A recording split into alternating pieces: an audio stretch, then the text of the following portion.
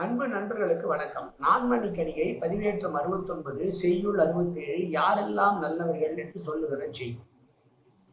கைத்தில்லார் நல்லவர் கைத்துண்டாய் காப்பாரின் வைத்தாரின் நல்லர் வறியவர் பைத்தெழுந்து வைதாரின் நல்லர் பொறுப்பவர் செய்தாரின் நல்லர் சிதையாதவர். செல்வம் இருந்தும் அந்த செல்வத்தை அனுபவிக்க முடியாதவர்களை விட செல்வமே இல்லாமல் இருப்பவர்கள் நல்லவர்கள்தான்.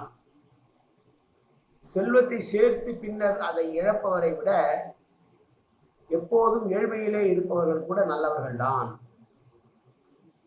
ஒருவன் கோபப்படுபவனை காட்டிலும் அந்த கோபத்தை பொறுத்து கொள்பவன் இருக்கிறான் அல்லவா, அவன் நல்லவன். பிறருக்கு உதவ வேண்டும் என்பது இயல்பாக இருந்தாலும் அதை விட செய்த நன்றியை மறக்காதவன் பிறருக்கு உதவியவரை விட நல்லவன் என்று சொல்லுகிற செய்யும். செல்வம் இருந்தால் மட்டும் போதாது, அதனை அனுபவிக்க தெரிந்திருக்க வேண்டும். அப்படி அனுபவிக்காதவனை விட செல்வமே இல்லாத வறியவன் கூட நல்லவன் தானே.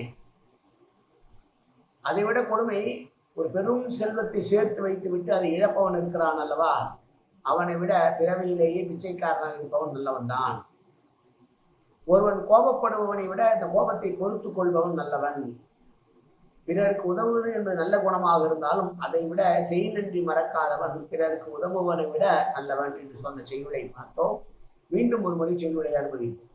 கைத்தில்லார் நல்லவர் கைத்துண்டாய் காப்பாரின் வைத்தாரின் நல்லர் வறியவர் பைத்தெழுந்து வைதாரின் நல்லவர் நல்லர் பொறுப்பவர் செய்தாரின் நல்லர் சிதையாதவர்.